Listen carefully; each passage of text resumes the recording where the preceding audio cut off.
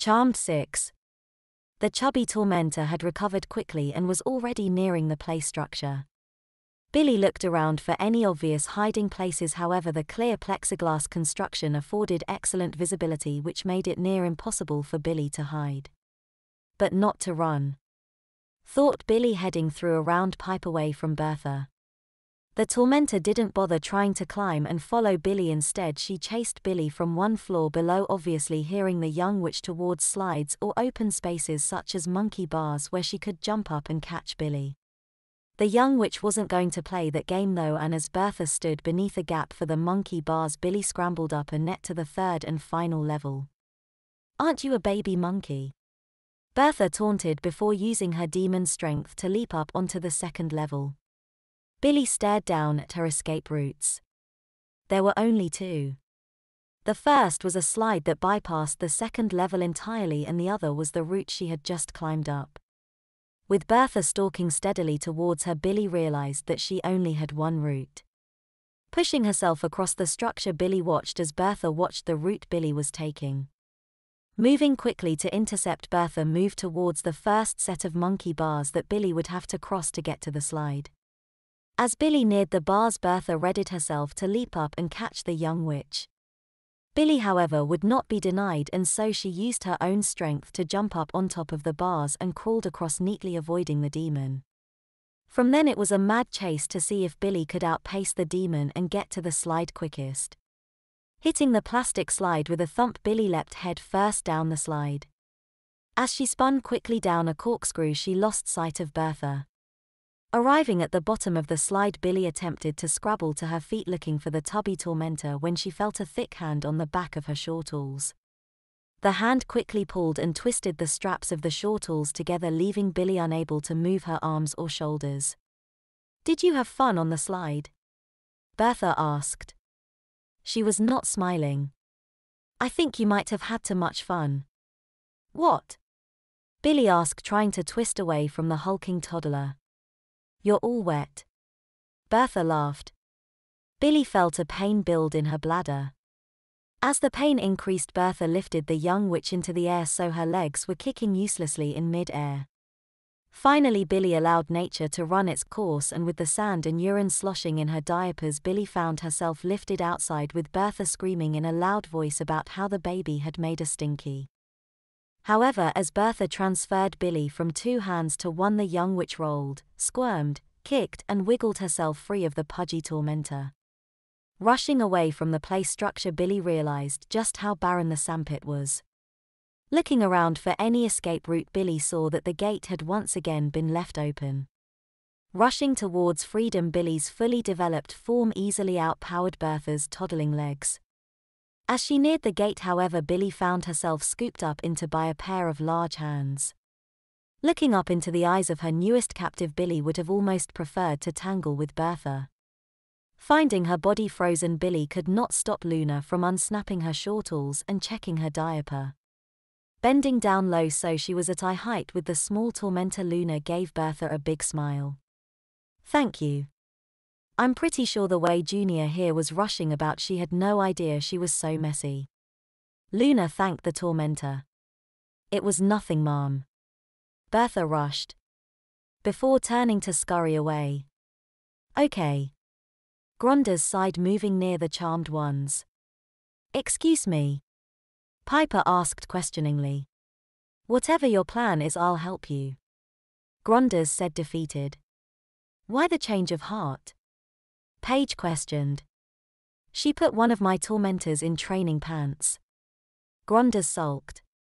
"If I wasn't a laughingstock before, I will be now. So if I help you, you'll make me a legend in the pit." Paige and Piper turned to look at Phoebe.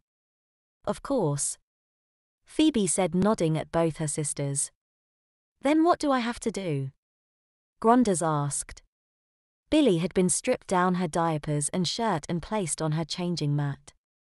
The cool plastic against her legs only soured the young witch's mood more, but she doubted she would be given much of a reprieve from negative emotions until she destroyed the demon currently hunting for powder for Billy's rear. As Billy sat there, she became aware of becoming unfrozen, but she felt lightheaded, weak even. The world was beginning to shift again. Strangely, Billy could see almost no one in the park taking any notice. As Billy's legs began to extend, the young witch watched as her legs began to pour off the changing mat. From being shielded from view by her diaper bag, Billy's head began to move above it. Her arms, chest, waist, and unfortunately diaper bulge all began to increase in size. Outside of the shortles, she was returning to normal size. It was just a shame, for Billy, that her babyish attire was growing at the same rate. "Ah, good," Luna remarked, seeing Billy's return to her normal size. Holding up one of Billy's usual diapers. "I was worried I'd have nothing that would fit you." Luna smiled. Billy wasn't sure if she was frozen or not. Her head was actually pounding as if she didn't have enough oxygen in her lungs, and her vision was swimming. Feeling like she was going to be sick, Billy tried to move her head to the side to avoid throwing up on herself. It was then Billy discovered she was frozen. Billy couldn't even spit out her pacifier as she began to heave. As the vomit rushed from her half-closed mouth, it propelled her pacifier from her mouth and onto the ground. Finding her upper body unfrozen, Billy opened her mouth wide and took large gulping breaths of air. The taste of vomit persisted in her mouth, but she could feel oxygen returning to her brain. As her heart slowed to a normal rate, Billy found herself once again frozen as Luna carefully picked up the pacifier and began to clean it off with a baby wipe. "Oh look, you've ruined your pretty clothes," Luna tutted, motioning to Billy's puke-covered shirt and diapers. Fortunately for Billy, she had also sprayed some of her vomit onto the shortles, thus rendering the garment unwearable. Unless, of course, she decides to clean it with magic. Billy thought with a sigh. Frozen as she was, in a sitting position in diapers in a public park, Billy was attracting a lot of unwanted attention, unwanted for Billy if nothing else, and as the crowd gathered, Luna took her time wiping Billy's mouth clean and tidying up the young witch. As her hair had been pulled out of her face by the childish pigtails, Billy mercifully didn't have to worry about her sick being in her hair, but she could still smell and taste the vomit on her breath. The crowd, however, were being treated to a real spectacle as Luna carefully produced clean diapers, a spare shirt and a pair of pastel green shorts. After fishing a clean pacifier from the diaper bag and placing it in Billy's mouth, Luna laid the young witch on her back and began to untape Billy's sodden diapers. "Excuse me." A frumpy middle-aged mother harumphed at Luna. "Can I help you?" Luna asked, not bothering to turn around. "Do you think what you're doing is appropriate?" the woman asked, tapping her foot, demanding Luna's attention. "Well, I'm not leaving my little moppet in sodden diapers any longer than I have to. She is obviously not well. She's even been a little bit sick." Luna smiled, turning from the woman back to Billy. "Haven't you?" she cooed, untaping the top diaper. "Look, I don't know what's wrong with you, daughter, but it's inappropriate for a girl of her age to be changed in public. It's bordering on indecent exposure. In fact, it is indecent exposure," the woman yelled, throwing her arms out to emphasize the statement. Luna turned and stood to face the woman. With their noses almost touching, Luna spoke very softly. "Whether or not Junior here has special needs or just wants to be treated like a baby has no concern of yours. You are nothing but an unimportant, useless busybody with a good-for-nothing soul that is looking to be offended at every turn." And with that, the woman disappeared in a black haze in front of the entire crowd. Kneeling back down, Luna continued to change Billy, with the crowd standing motionless around them. As Billy was cleaned, powdered, and oiled in front of a frozen crowd, the young witch wanted to scream and kick at the demon, but her own frozen body rendered her as helpless as the watching mortals. Luna quickly taped on 5 of the cruiser's diapers before shimmying Billy into the tight shorts. The green material was a soft fleece, and the shorts were pulled so tight that they revealed a large portion of the top of Billy's diapers, although it was unnecessary as it was plainly obvious what the young witch was wearing under the shorts. As Billy was shrugged into a white Ninja Turtles t-shirt, the entire crowd was dissolved in a black haze. Luna, it appeared, had decided to simply devour the souls in front of Billy rather than doing it in secret as before. This did not bode well for the young witch. "So if I understand your plan right, we're simply going to overpower this demon." Piper asked, raising her eyebrow. Making the tormentors too powerful for Luna to control. Phoebe nodded. Giving Billy a chance to escape. Paige added. And trading us one uber-powerful demon for another. Piper concluded, nodding towards Gronders. You'll forgive me being cynical. Sure. Gronders shrugged. The demon seemed altogether nonplussed by the Charmed One's approach. Well, what else have we got? Paige asked. Nothing. No backup and no power of 3. Piper sighed. I guess that's why I'm worried. Let's see what Billy makes of the opportunity. Phoebe leveled. We can't do any more than give her that. Billy sat bound up in her car seat once again. This trip home, however, was not progressing as smoothly as the trip out. As Luna tried to chug the engine once again into life, Billy felt her seatbelt being drawn tightly around her. Apparently the tormentors were going to vent their boredom. Well, looks like the car's is broken, kids. Luna smiled, turning around to face the back of the car. So we get to take a bus trip home. The demon smiled. Billy could feel the car's suspension being bounced up and down in excitement by the tormentors in the back. Billy was orbed from her seat and then quickly hoisted into Luna's arms. The young witch was frozen and forced to watch as the weekend streets, now beginning to fill with shoppers, turned to stare at her. The tormentors were in their element. Making snide remarks, pushing into people and generally being a nuisance. And in the middle of it all, Luna's face was shaped into a cunning smile. Billy was dropped onto bench at the bus stop as Luna gathered the tormentors around her and quickly checked the timetable.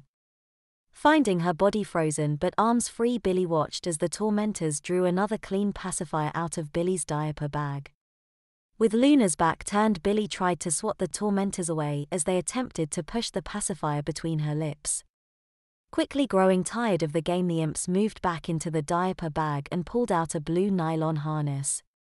Now that they had more ammunition, the game began again in earnest.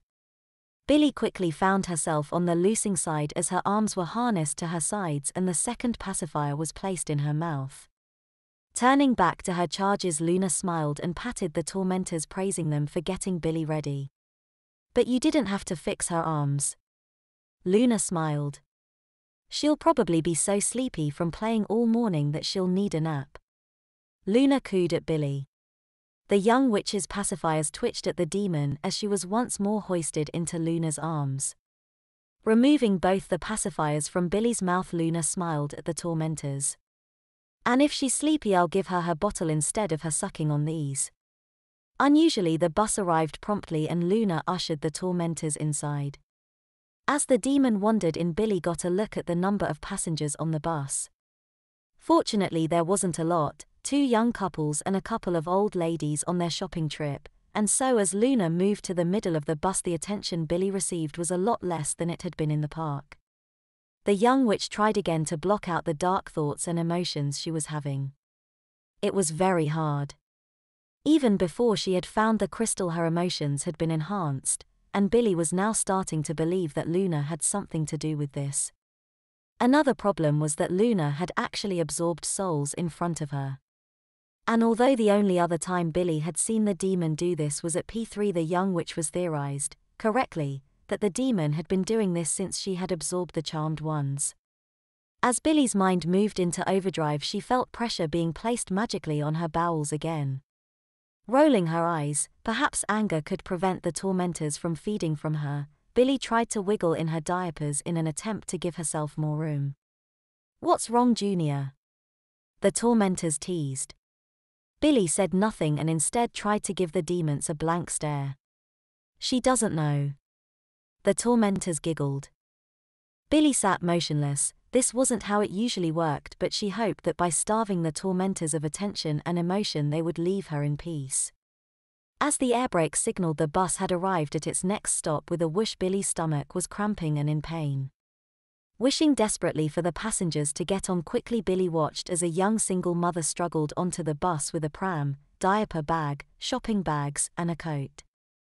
The young woman was flustered, but she struggled onto the bus and into her purse with nobody moving to help her.